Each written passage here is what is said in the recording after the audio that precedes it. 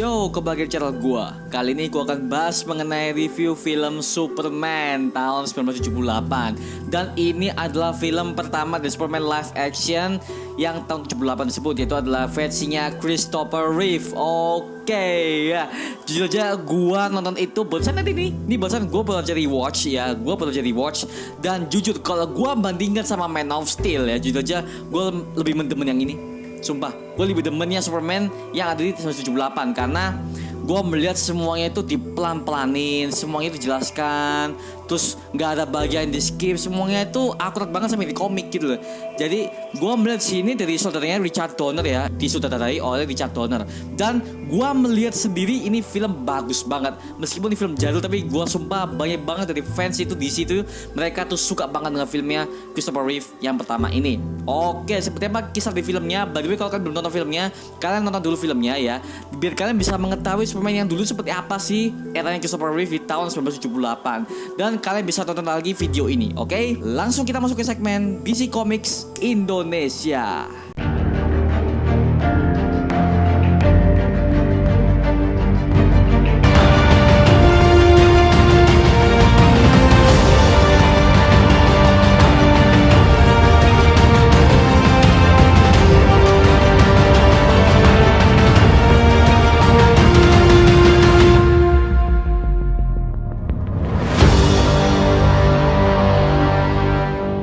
Oke, ya, jadi sekarang gue akan bahas mengenai Superman. Oke, ya, ini adalah menurut gue ini the best movie all time ya, karena jujur gue melihat Superman versi ini gue seneng banget.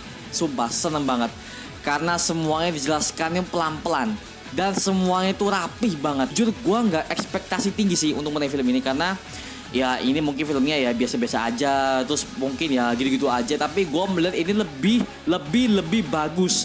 Gue nontonnya versi 3 hour TV version. Jadi untuk film Superman ini ada dua versi.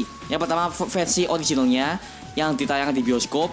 Yang kedua adalah versi 3 hour TV version. Jadi ini tayangan TV tapi dengan durasi yang benar-benar lengkap. Jadi kalau kalian ingin menonton film Superman tahun 1978, kalian nonton aja di versi durasi 3 hour version karena itu menurut gua lebih lengkap dan kita bisa mengetahui apa sih maksudnya si Lex Luthor ini kepada Superman. Wow, karena ini filmnya masih Lex Luthor ya. Dan jujur aja untuk film ini sangat-sangat klasik ya. Jadi ini masih meniru komik yang klasik ya. Iyalah, ini belum ada New 52 itu belum ada DC eranya Rebirth belum ada, belum semua. Jadi ini masih DC yang bener-bener gimana ya, masih klasik banget. Nah, ini masih klasik banget di sini. Dan ini ceritanya. Jadi semua awalnya ketika di kejadian ini perang Krypton, di mana si Jor-El, salah satu ilmuwan terkemuka Krypton, dia langsung menangkap 3 tahanan Krypton yang paling berbahaya. Itu ada General Zod, Non, dan Feuraul. Oke, 3 orang ini adalah tahanan yang paling berbahaya di Krypton. Dan si Jor-El selaku eksekusi mereka langsung menyatakan bersalah kepada si Zod dan juga 2 orang temannya ini. Dan mereka langsung dikirim ke sebuah penjara yang dimana penjara itu sangat-sangat berbahaya dan hanya untuk para kriminal tingkat atas, yaitu adalah Phantom Zone. Oke, ini Superman banget loh. Dan jujur gue melihat situ sih, gila sih, semuanya itu klasik dan semuanya itu akurat komik banget. Jadi gue melihat kayak komik itu kayak divisualisasikan doang. Jadi wow, damn, ini benar-benar seru sih. Jadi gue bisa nostalgia dikit lah, wah, gila sih. Dan jujur untuk film ini sih ya rapi banget sih. Oke, maka lanjut. Dan setelah si Jor-El itu ternyata dia sudah mengurung Zod dan juga kedua temannya ini, dia langsung pergi ke rumahnya dan menceritakan kepada para dewan Krypton bahwa planet Krypton akan hancur.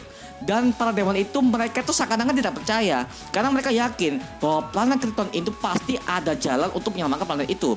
Tapi si Jor-El selaku dia adalah ilmuwan paling terpintar di Krypton mengatakan bahwa planet ini tidak bisa diselamatkan lagi karena planet ini sudah diambang kehancuran. Katanya di planet ini adalah dimana kehancurannya itu adalah inti planetnya tidak stabil ya. Bahasa ilmiahnya inti planetnya tidak stabil.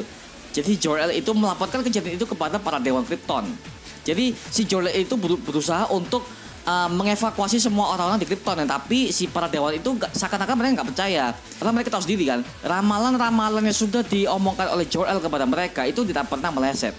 Jadi si Jor-El itu benar-benar ilmuwan yang benar pintar dan keputusannya selalu benar dan selalu terjadi. Ini yang gue suka dari Jor-El aja. Tapi mereka tidak percaya dan akhirnya ya udah. Akhirnya yang berniat kabur ini adalah sebenarnya keluarga El. Jor-El, Lara El, istrinya sama anaknya si Kal-El yang masih kecil. Nah, Kal-El ini adalah Superman ketika dia masih bayi. Nah, ketika si bayi Kal-El ini akan diberangkatkan, ketika mereka tahu bahwa pesawatnya itu sudah nggak ada, mereka akhirnya memutuskan untuk membawa lari si Kal-El ini ke bumi. Karena mereka tahu bahwa planet ini akan hancur dan Kal-El harus diselamatkan untuk menuju ke planet bumi, tempat di mana planet yang ada penghuninya di sana. Jadi ketika pada saat Kal-El sudah berangkat di sana, akhirnya Krypton mulai terjadi gempa bumi dan juga semuanya hancur belar. Nah, gitu semuanya itu bagus aja sih. Cuman gua nggak melihat di sini kota Krypton yang sangat mewah. Karena kalau kita lihat di filmnya Man of Steel ya, terus seriesnya Supergirl, itu kan Krypton kan diwujudkan sebagai kota yang bener-bener mewah banget kayak kota-kotanya di Star Wars ya. Jadi gua melihat di sini sih masih kuno banget karena di era tahun 70-an itu mungkin masih desainnya masih begitu-gitu aja ya. Karena gua melihat di sini planet Krypton itu kerasa sepi, cuman ada Dewan sama si Jor-El sama Lara El doang. Yang lainnya pun nggak ada, bahkan rakyat Krypton itu nggak ada gitu. Jadi gua merasa planet Krypton yang digambarkan yang tahun lalu itu masih kuno banget dan itu masih daerah bersalju yang nggak jelas sih gitu. Makanya gua melihat dulu Krypton tuh kok gini gitu loh. Ini kan planet kan ya, planet kan luas kayak bumi kan luas kan, pasti ada daerah bersalju, ada daerah panas, ada daerah tropis. Ini ya mungkin karena zaman dulu ya, jadi ya konsepnya masih seperti itu ya, gua mau lemin. Oke, makin lanjut lah.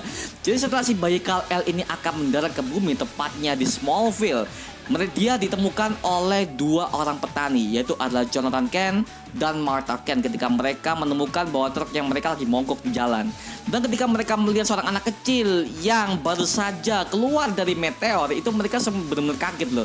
Dan jujur aja si Jonathan Kent ini ya, si bapaknya Clark yang akan nanti ini ya, dia melihat bahwa si Kal-El ini dia itu bisa mengangkat mobil, dia itu bisa semuanya, dia itu punya kemampuan khusus gitu loh. Jadi si Jonathan Kent sama Martha Kent itu mereka melihatnya sangat terkejut ketika mereka melihat kekuatan si Kal-El ini. Akhirnya mereka memutuskan untuk mengambil Kal-El ini sebagai anaknya mereka. Karena seperti kalian tahu bahwa Jonathan Kent sama Martha Kent itu mereka sudah bersuami istri selama 20 tahun, tapi mereka tidak punya anak. Mereka tidak punya keturunan karena istrinya si Martha Kent ini mandul. Jadi mereka menemukan Kal-El ini sebagai jawaban dari Tuhan gitu loh, karena mereka punya anak, tapi mereka menemukannya di anak alien ternyata. Waduh, itu benar-benar akurat komik banget sih gitu. Jadi wow, ternyata konsepnya dari dulu memang seperti ini gitu loh. Wow, gila sih. Makanya gila. Setelah beberapa tahun kemudian, akhirnya si Clark Kent ya, mereka menamai anak ini bernama Clark Kent. Oke. Dan dia disekolahkan di Smallville High. Dan dia di situ kita bisa melihat bahwa dia masih jatuh cinta dengan cinta pertamanya, yaitu adalah Lana Lang. Jujur aja nih Lana Langnya masih jelek banget sumpah. Gue melihat Lana Lang di sini jelek banget sumpah. Karena gini sih, untuk versi Christopher Reeve ya, Superman itu sudah muncul dari film pertama sampai film keempat. Nah, di film ketiga itu kan ada Lana Lang kan. Jujur aja gue suka Lana Lang di versi Superman ketiga yang diperankan oleh Annette Olmutelle. Dia juga berperan sebagai Martha Kent di seriesnya Smallville di kedepannya. Jadi di sini gue bisa melihat si Lana Lang di sini sih jelek banget semua. Gue nggak suka loh. Gue nggak suka sama Lana Lang yang di Superman tahun 1978 karena jelek banget. Sebenarnya Clark Kent itu ganteng banget sumpah. Itu cocok gitu loh. Di sini what the fuck gitu loh. Wah gitu ya. Bodo amat lah. Lanjut lah. Dan mereka itu sangat merendahkan si Clark karena Clark ini adalah anak petani ya, anak yang nggak punya. Terus para teman-temannya itu selalu nggak suka sama dia karena si Clark ini bisa dibilang tuh anak yang sangat cupu lah gitu loh. Jadi dia tuh nggak banyak teman, tapi ya itu kalian bisa nonton aja selengkapnya di seri Smallville ya. Karena intinya ide dari Smallville itu, ide dari penciptaan seri Smallville itu digambarkan dari film Superman tahun 1978 ini. Jadi si Clark Kent itu pakainya sama banget yang kayak di Clark Kent versi Smallville, versinya Tom Welling. Ini sama banget sih sumpah, jujur aja waduh. Lanjut lah. Dan ketika si Clark ini dia mengetahui bahwa Lana itu menolaknya, ya dia merasa bahwa gue gagal untuk menarik perhatian cewek yang gue suka. dia emosi karena dia ada saingannya namanya si Brad ya. Nah, si Brad kampret ini dia tuh adalah juara football pertama dan dia adalah ketua football terhebat di Smallville High. Jadi semua orang menganggap dia sebagai dewa, sebagai segala macam lah itu. Dia Clark itu merasa dia itu saingannya berat nih, jadi dia memutuskan untuk menyerah gitu ya. Dan ternyata gue melihat ada scene ya, ada scene di mana si Clark Kent itu ketika dia tuh berlari melawan kereta api. Jadi kereta api pada saat dia meluncur tuh si Clark Kent-nya dia tuh melari. Dan dia larinya gue melihat kalau gue bandingkan di Smallville, gue masih suka sih di Smallville karena animasinya udah mulai main ya. Kalau di sini tuh hanya lari biasa, cuma dicepetin. Jelasnya dicepetin. Nah, tapi itu seru sih. Gue bisa melihat, wow, ya dong Superman bisa mengangkat kereta api dong, waduh. Dan itu adalah momen pertama kali dia ketemu dengan Lois Lane. Oke. Kalau kalian belum tahu ya, Lois Lane itu adalah istrinya Clark di masa depan. Sekaligus itu adalah orang yang selalu membantu Clark ketika dia akan menjadi Superman. Nah, dan Lois Lane digambarkan di sini tuh jujur aja pada saat itu cantik ya, yang diperankan oleh Margot Robbie. Ya, dia udah almarhum ya, dia udah meninggal lama. Setelah Smallville kayaknya itu gue lupa tuh dia pernah main juga di Smallville. Tapi yang jelas untuk yang Lois Lane di sini itu masih umur kalau nggak salah 10 tahun.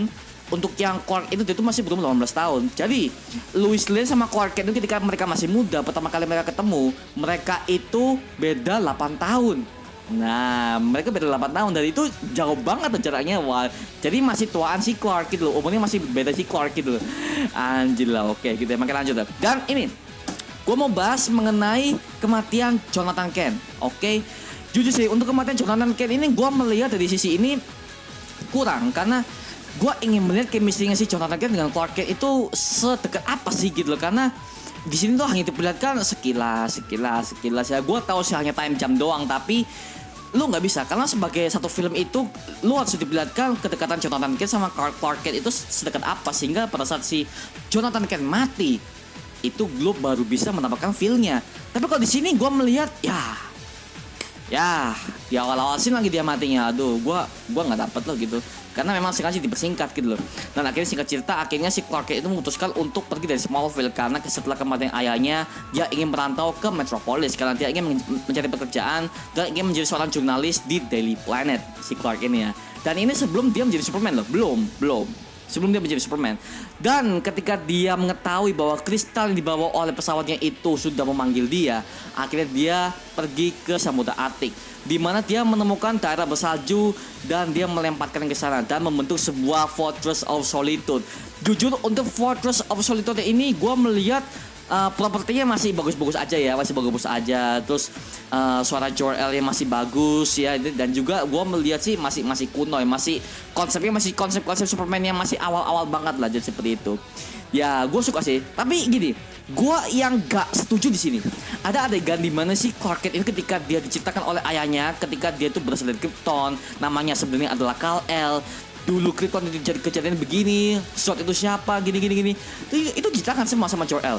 Diceritakan semua. Tapi gua nggak paham ketika dia tuh langsung pakai kostumnya Superman. Padahal dia belum tahu bahwa dia tuh akan ditakdirkan sebagai seorang superhero. Belum.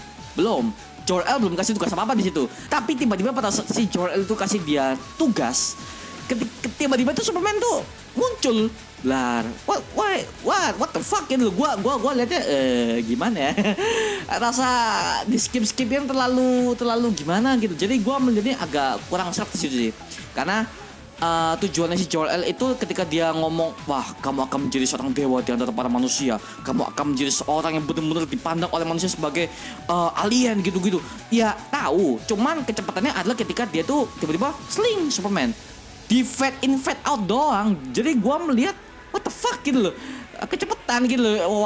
Wait, what the fuck is this? Ya udah, lanjut. Oke, gua ingin bahas villainnya. Oke, villainnya Lex Luthor yang diperankan oleh Gene Hackman. Oke, the best Lex Luthor di era tahun 70-an sampai sekarang mungkin ya, oleh para fans lama gitu ya. Jujur, untuk Lex Luthor yang digambarkan di sini adalah seorang kriminal. Jadi di awal film dia udah digambarkan sebagai seorang kriminal, si Lex Luthor ini. Dan jujur gue melihat si Lex ini dia tuh pakai rambut. Tentunya rambut palsu ya, karena kan yang kita tahu Lex itu adalah sosok kriminal yang rambutnya botak. Dia tuh botak gitu loh. Jadi botaknya pelontos gitu, nggak ada rambut sama sekali. Dan itu diciptakan di Smallville. Kenapa dia tuh sampai tua itu dia benar-benar botak gitu seperti itu. Itu dijelaskan di Smallville ya. Tapi kalau di sini Lex Luthor yang dibangun di sini sudah sangat kriminal dan dia selalu mengatakan bahwa dirinya itu adalah kriminal terbesar di abad ini. Di masa ini. Nah, itu gue melihat sih ya masih Lex yang sangat-sangat klasik gitu ya. Dan itu gue melihat sih Lex ini ketika penggambaran dia sebagai kriminal besar itu gue melihat ini apa ya, kayak kriminal yang didampingi oleh dua orang tolol sebenarnya. Eve Tessmacher sama Otis Grave. Ini gue melihat sih si Eve-nya ya gitu doang. Terus Otisnya tuh yang paling goblok sini Otisnya. Jadi itu di awal sih ketika itu kan diceritakan bahwa polisi itu menangkap si Otis Grave, salah satu anak buahnya Lex Luthor, karena mereka ingin menangkap Lex Luthor di mana sih markasnya. Jadi mereka mengikuti si Otis ini ketika dia pergi. Tapi gue melihat sini ketika Lex itu menjebak mereka, itu gue suka sih karena aksinya Lex yang masih klasik banget, yang akurat banget sama komik lama gitu. Gue melihat damn. Ini masih Lex yang masih klasik sih, masih klasik banget lah. Dan jujur ini aktingnya Gene Hackman jadi Lex Luthor dapat sumpah. Ya, gue yakin bahwa banyak orang yang ngomong, bang, Lex Luthor masih versi yang masih bagus sekarang tuh, gue harus yakin nih bang, Mike Rosenbaum. Ya, gue tahu sih Mike Rosenbaum masih sekarang dia adalah the best Lex Luthor di Smallville. Kalau gue bandingkan sama Gene Hackman di sini, ya masih ya 50-50 lah ya. Tapi gue untuk Gene Hackman sini sih ya di skip doang, dia tahu Superman tuh gimana gini. Dan ketika si Lex Luthor ini dia tuh merencanakan sesuatu untuk California, itu di final endingnya ketika dia tuh akan membuat negaranya sendiri, ambisinya untuk menghancurkan California dengan membuat daerahnya sendiri, Lutherville namanya. Dan itu semuanya masih klasik banget lah.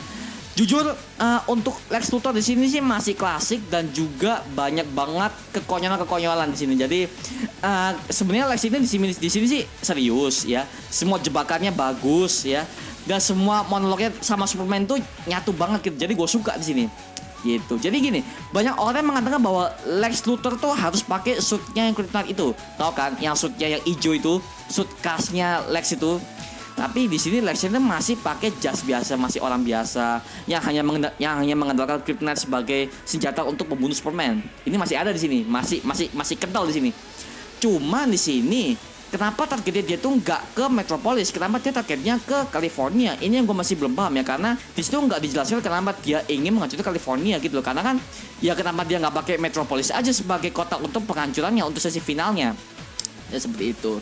Dan jujur sih gue suka banget ketika Lex ini merencanakan sesuatu untuk Superman itu rapi banget. Dia menyiapkan kryptonite dengan sebuah peti timah yang dimana Superman itu tidak bisa melihat ke dalam timah. Tapi gobloknya di sini adalah ketika Superman pada saat dia diinterview oleh Lois Lane pertama kali, dia mengatakan bahwa dia tidak bisa melihat benda kalau benda itu dihalangi oleh timah. Which is informasi itu sangat-sangat rahasia. Kan goblok. Rahasia kelemahannya itu dibeberkan pada saat dia wawancara kepada Lois Lane. Karena gue melihat di sini si Clark Kent alias Superman itu sangat-sangat bucin. Sangat-sangat bucin terhadap Lois Lane, wanita pertama yang dia suka di Daily Planet. Dan gue melihat di situ what the fuck. Nih orang goblok banget itu. Dia udah tahu itu adalah kelemahannya, disebarin. Ya otomatis villain-villainnya yang akan jadi villain besar kayak Lex Luthor itu tahu dong. Tahu. Jadi what the fuck. Kesel banget gue gregetan lah gue lihat pada saat gue melihat Superman di interview sama Lois Lane tuh. What the fuck, hal seperti itu di ini diomongin. Brengsek nih, aduh. lanjut. Dan gue melihat sih di sini gue suka ada dua scene ya. Gue suka ada dua scene. Yang pertama ketika Lois Lane mati ya. Lois Lane mati ketika Lex Luthor berhasil mematahkan patangan San Andreas. Dia langsung menghancurkan California dan si Lois Lane mati kan situ kan. Akhirnya Superman itu langsung memutar balikan waktu dengan cara memutar arah poros bumi. Itu gua melihat di situ sih bagus banget sih. Jadi di sini Superman itu gak ada namanya Injustice. Nah, kalau kalian udah tahu Injustice ya, Injustice itu adalah cerita di mana Superman itu kehilangan istrinya Lois Lane karena dibunuh oleh Joker. Nah, kalau dia bisa memutar balikan waktu, kenapa dia nggak memutar poros bumi aja? Dia memutar balikan poros bumi sehingga waktu akan berbalik sendiri. Nah, kenapa nggak seperti itu? Ini gue melihat sih what the fuck. Superman bisa mengembalikan waktu. Seingat gue Superman itu nggak bisa loh. Gak bisa kecuali kalau dia punya cincin Legends. Kalau kalian udah lihat Smallville.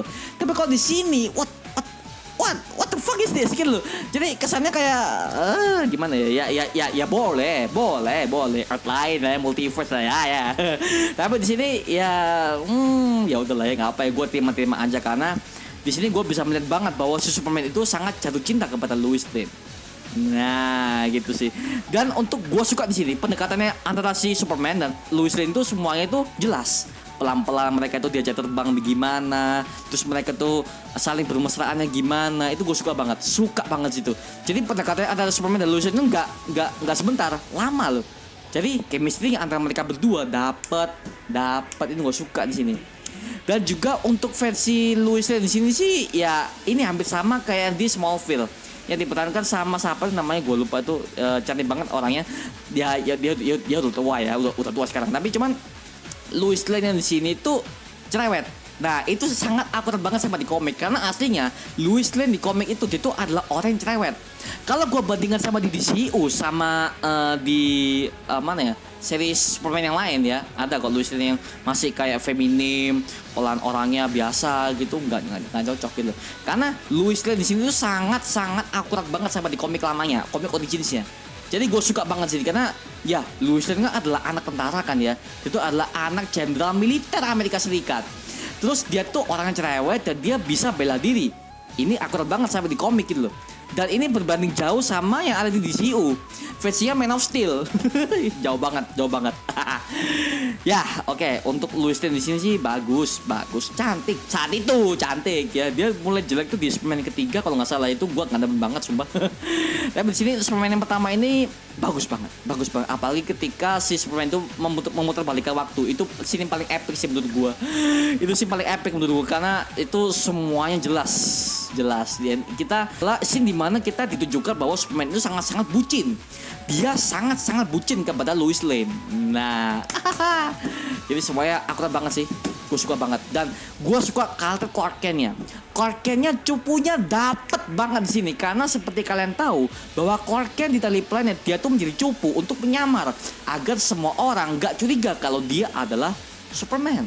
Nah, jadi si Clark Kent itu gue bisa jamin dia itu adalah salah satunya Clark Kent yang nggak bisa digantikan oleh aktor manapun selain Tom Welling, Henry Cavill, yang lainnya nggak bisa. Dia tetap the best Clark Kent yang gue kenal. Clark Kent versi Daily Planet yang sangat cupu, pakai kacamata, pakai jas yang cupu itu gue suka banget karena itu akurat banget dan gue bisa membedakan antara Clark Kent sama Superman. Beda banget.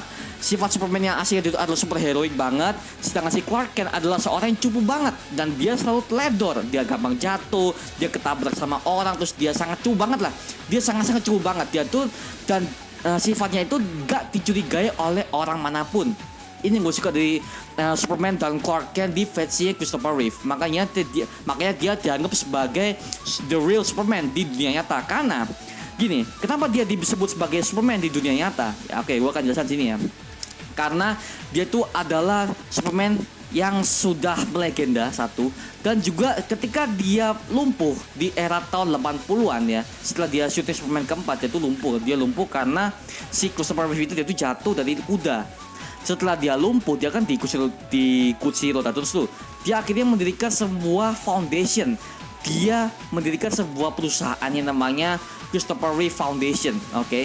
Itu adalah perusahaan di mana perusahaan itu menolong semua orang yang cacat, semua orang yang punya keterbelakangan mental, orang yang tidak bisa jalan, yang tidak bisa melihat, semuanya ada di Christopher Reeve Foundation. Dan mungkin sampai sekarang masih berjalan sih, gue nggak tahu ya.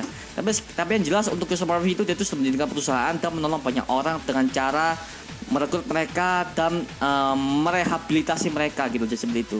Jadi dia adalah the best Superman dan Superman in real life. Itu semua orang yang menganggap karena dia sebagai aktor Superman, dia sebagai aktor yang memerankan Superman, dia juga Superman di dunia nyata, tapi bukan seperti yang di komik, melainkan dia menolong semua orang.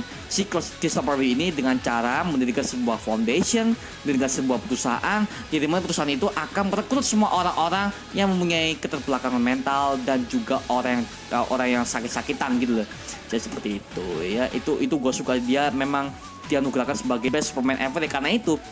Nah gitu. Oke, the best Christopher Reeve. Oke, Ya, untuk skor film ini untuk Superman tahun 78 ini gue kasih nilai ya sebesar 8 dari 10 ya. 8 dari 10. Karena kalau gue kasih 10 dari 10 banyak banget dari sini yang banyak banget yang menurut gue gak masuk akal. Sumpah. Ini gue jujur aja karena menurut gue tuh banyak banget yang gak masuk akal. Ya tadi tuh Kryptonnya masih ya planet yang kosong, gak ada penghuni cuma itu doang. Ya itu gak usah planet aja ya, lu jadikan sebuah kota aja. Kesel gue liatnya. Sama ya Superman-nya kekuatannya masih ya animasinya masih ya gitulah ya, masih jadul banget.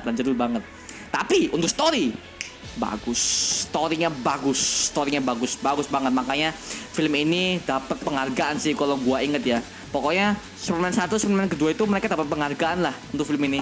Si fansnya Richard Donner, gila banget, gue suka sih. Oke, ya itu aja sih untuk video kali ini mengenai Superman tahun 78 ya, fansnya Christopher Reeve untuk TV film ini. Jangan lupa like, comment, dan subscribe untuk mendukung gue membuat video menarik dan menghibur kalian semua. Sampai jumpa di video berikutnya. Dan kalian bisa tonton aja di podcast selanjutnya. Kalau kalian ingin gabung ke podcast gue, kalian DM ke Instagram gue. Ada di deskripsi untuk Instagram gue. Kalian bisa DM ke gue dan sebutkan alasan kenapa kalian ingin gabung ke podcast gue. Oke, suruh kok podcastnya. Jadi kalau kalian ingin gabung ke podcast kita ya, mengenai kita akan bahas mengenai Marvel, DC, dan kita akan bahas mengenai drakor juga atau sebagainya, itu bebas kok temanya bebas. Dan gue akan tentukan untuk sebelum hari-hari kita akan melakukan syuting. Syutingnya akan dimulai hari Kamis. Jadi setiap minggu, jadi per minggu itu kita akan syuting hari Kamis. Dan untuk videonya, untuk video podcastnya akan gue rilis di hari Minggu. Jadi kalau kalian ingin gabung ke podcast gue, silakan DM ke Instagram gue dan sebutkan alasan kenapa kalian ingin gabung ke podcast gue. Oke? Sampai jumpa di video berikutnya. Gue tunggu kalian di podcast gue. Adios. Woo!